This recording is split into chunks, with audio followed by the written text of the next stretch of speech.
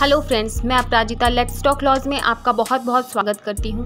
Friends, आज की इस वीडियो में हम बात करेंगे प्ली बार्गेनिंग के बारे में। प्ली बार्गेनिंग क्या है हम इस वीडियो में जानेंगे और इसके द्वारा सज़ा से कैसे बचा जा सकता है हम इस बारे में भी डिटेल में अपनी इस वीडियो में आज बात करेंगे। तो फ्रेंड्स, चलिए शुरू करते हैं।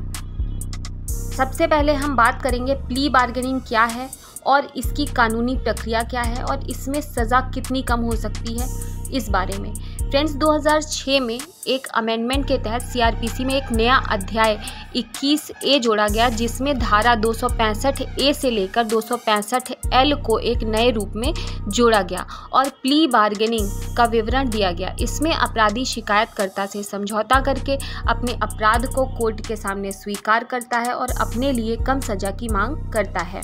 अब हम बात करते हैं कि प्ली बार्गेनिंग का आखिर उद्देश्य क्या है। तो फ्रेंड्स, प्ली बार्गेनिंग एक स्वैच्छिक प्रक्रिया है। इस प्रक्रिया के तहत आरोपी अपने अपराध को अपनी मर्जी से स्वीकार करता है। दोनों पक्षों के बीच में होने वाला समझौता अदालत की देखरेख में होता है। समझौते के बाद मजिस्ट्रेट के सामने आरोपी अपने गुनाहों को कबूल करता है। आरोपी की सज़ा उस केस की न्यूनतम सज़ा से आधी या उससे भी कम कर दी जाती है।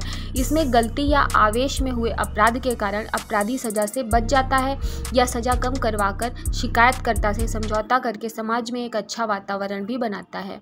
प्ली बार्गेनिंग की सबसे बड़ी खासियत ये है कि प्ली बार्गेनिंग में 2 से 3 तारीख में ही दोनों पक्षों के बीच हुए समझौते के बाद केस का निपटारा कर दिया जाता है तथा कोर्ट और सरकार का समय और पैसा दोनों बचता है। अब हम बात करते हैं कि प्ली बार्गेनिंग के लिए शर्तें क्या हैं, जिन शर्तों के तहत हम प्ली बार्गेनिंग का आवेदन कर सकते हैं। तो सबसे पहली शर्त है कि धारा 265A1A पुलिस के द्वारा कोर्ट में फाइल चार्जशीट के अनुसार या फिर कोर्ट के द्वारा लगाए गए चार्ज के अनुसार अगर कोई धारा जिसमें सज़ा मृत्युदंड या आजीवन कारावास नहीं है तथा सज़ा 7 साल से कम है, वहाँ ये धारा लागू होगी।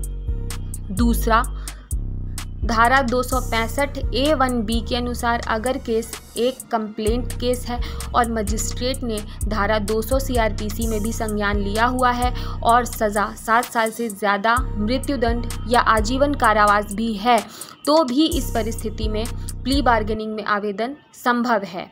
तीसरी शर्त, 265A के अनुसार अगर अपराध अपने भारत देश की सामाजिक और आर्थिक दशा पर प्रभाव डालता है या फिर किसी महिला या 14 वर्ष या इससे कम उम्र के बच्चे से संबंधित है, तो उसमें प्ली बार्गेनिंग नहीं लग सकती तथा सामाजिक और आर्थिक अपराध कौन कौन से हैं इसके लिए विवरण केंद्र सरकार अपनी अधिसूचना के अनुसार जारी करेगी। चौथी शर्त, प्ली बार्गेनिंग में शिकायतकर्ता की मंजूरी भी आवश्यक होती है। बिना शिकायतकर्ता की सहमति के प्ली बार्गेनिंग नहीं हो सकती। पांचवी शर्त, प्ली बार्गेनिंग सिर्फ एक ही केस में हो सकती है। अगर केस एक ही व्यक्ति से संबंधित है तो ज़्यादा में भी हो सकती है। प्ली बार्गेनिंग सिर्फ एक ही केस में हो सकती है।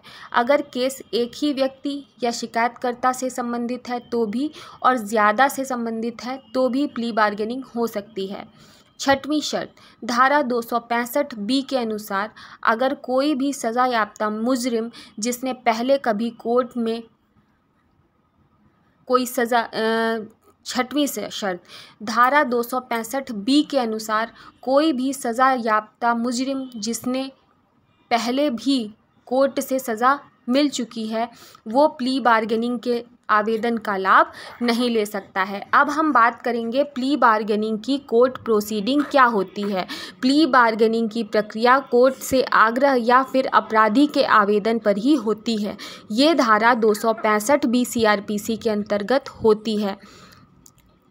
सबसे पहले अगर अपराधी कोर्ट के सामने 265B सीआरपीसी के अंतर्गत आवेदन करता है, आवेदन में आरोपी लिखता है कि उसने पहले कभी इसका लाभ नहीं लिया तथा जिन अपराधों में वो अपराध कर रहा है उनमें सज़ा 7 साल से कम है, तो वो इन सब बातों के लिए एक एफिडेविट भी लगाता है। फिर कोर्ट सबसे पहले शिकायतकर्ता, सरकारी वकील और केस के इन्वेस्टिगेटिंग ऑफिसर पुलिस को नोटिस देती है। फिर अगर कोर्ट में आवेदन के समय शिकायतकर्ता भी उपस्थित है या कोर्ट के नोटिस पर वहां आता है, तो कोर्ट पहले दोनों आरोपी और शिकायतकर्ता को समझौते का समय देती है। अगर वे चाहें तो दोनों पक्ष मध्यस्थता केंद्र भी जा सकते हैं। अगर आरोपी ने कोर्ट के बाहर ही शिकायतकर्ता से समझौता कर लिया है तो भी वह आवेदन कर सकता है। फिर नोटिस की प्रक्रिया के साथ ही जज इस केस को अपने सम जज को सुनवाई और आदेश के लिए ट्रांसफ़र कर देता है। ऐसा इसलिए किया जाता है क्योंकि कोई भी ट्रायल कोर्ट जिसमें केस चल रहा है वो प्ली बार्गेनिंग के केस में आदेश पारित नहीं करती, क्योंकि कई बार ट्रायल के दौरान कोर्ट के सामने दोनों पक्षों की सच्चाई आ जाती है। दूसरे जज साहब के सामने आरोपी के अलावा शिकायतकर्ता, सरकारी वकील और केस के इन्वेस्टिगेटिंग ऑफिसर भी उपस्थित होते हैं तथा इन्वेस्टिगेटिंग ऑफिसर पुलिस से ये रिपोर्ट ली जाती है कि आरोपी की ये पहली ऐसी आवेदन है और वह कोई सज़ा याफ्ता मुजरिम तो नहीं है या था, उसका कोई ख़राब रिकॉर्ड तो नहीं है इत्यादि। अगर दोनों पक्षों में समझौता पैसों को लेकर हुआ है तो आरोपी पक्ष वो पैसा शिकायतकर्ता को कोर्ट के सामने ही दे देती है तथा कोर्ट आरोपी को कम से कम सज़ा या सिर्फ जुर्माना लगाकर ही छोड़ देती है। अगर किसी वजह से प्ली बार्गेनिंग फेल हो जाती है तो वो कोर्ट वापस केस को ट्रायल कोर्ट के सामने भेज देती है, जहां पर दोबारा से उस केस का ट्रायल शुरू हो जाता है। अब हम बात करेंगे कि प्ली बार्गेनिंग में कितनी सज़ा मिलती है। फ्रेंड्स, वैसे तो धारा 265 के अनुसार कोर्ट आरोपी पर लगी हुई धाराओं के अनुसार उसकी आधी या 1/4 सज़ा दे सकती है तथा फिर भी हो सके तो कोर्ट को न्यूनतम से न्यूनतम सज़ा आरोपी को देनी चाहिए ताकि उसे शिकायतकर्ता से समझौता करने के बाद ज़्यादा सज़ा मिलने का बोध ना रहे। वैसे तो शायद ही कोई ऐसा व्यक्ति हो किसी को सज़ा मिली हो, वरना मैंने तो हमेशा ही सिर्फ जुर्माने पर छूटते हुए देखा है। मेरे सामने कभी किसी को इस आवेदन में सज़ा नहीं मिली है। अब हम बात करेंगे कि प्ली बार्गेनिंग किस केस की किस स्टेज पर हो सकती है।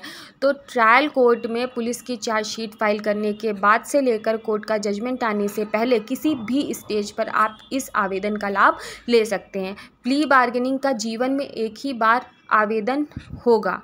आप अपने जीवन में प्ली बार्गेनिंग का आवेदन सिर्फ एक बार कर सकते हैं, इसके बाद आपको ये छूट जीवन में कभी भी नहीं मिलेगी।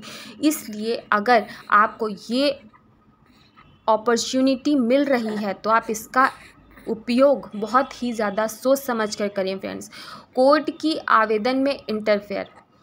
ट्रायल कोर्ट को अगर किसी भी प्रकार से अपराध की गंभीरता को लेकर खतरा महसूस हो रहा है कि आरोपी इसका गलत फ़ायदा उठा रहा है तो वो इस आवेदन को मानने से मना भी कर सकती है। किन अपराधों में होता है प्ली बार्गेनिंग का आवेदन? अपराध 2 प्रकार के होते हैं, पहला कंपाउंडेबल ऑफेंस तथा दूसरा नॉन कंपाउंडेबल ऑफेंस। इसके बारे में मैं पहले भी एक वीडियो बना चुकी हूँ, तो उस बारे में आप डिटेल में भी जानते होंगे। कंपाउंडेबल ऑफेंस फ्रेंड्स वो ऑफेंसेस होते हैं जो सीधे तौर पर शिकायतकर्ता से समझौता करके कोर्ट में ख़त्म किए जा सकते हैं तथा इनमें कोई सज़ा या जुर्माना नहीं लगता। और नॉन कंपाउंडेबल ऑफेंसेस वो ऑफेंसेस होते हैं जो कि कोर्ट में समझौते से ख़त्म नहीं होते। उन केसों में ही प्ली बार्गेनिंग का आवेदन किया जा सकता है। फ़र्क सिर्फ इतना सा है कि आप कंपाउंडेबल ऑफेंस में कितनी बार केस होने के बाद कितनी बार केस होने फ़र्क सिर्फ इतना है कि कंपाउंडेबल ऑफेंस में आप कितनी बार समझौता कर रहे हो, कितनी भी बार कर लो, कोई फ़र्क नहीं पड़ता। लेकिन प्ली बार्गेनिंग में ये मौका सिर्फ़ और सिर्फ एक ही बार मिलता है। तो फ्रेंड्स, उम्मीद करती हूँ कि आपको ये वीडियो पसंद आई होगी। अगर पसंद आई हो तो प्लीज़ मेरे चैनल को सब्सक्राइब ज़रूर कर लीजिएगा। आपको आगे ऐसी ही इन्फॉर्मेटिव वीडियोस आगे भी मिलती रहेंगी और अपने फ्रेंड्स के साथ वीडियो को शेयर कर दीजिएगा। साथ ही बेल नोटिफिकेशन बटन को ज़रूर प्रेस कर लीजिएगा ताकि मेरी भविष्य में आने वाली वीडियोज़ का नोटिफिकेशन आप तक पहुँचता रहे। तो फिर मिलते हैं नेक्स्ट वीडियो में। Till then bye bye.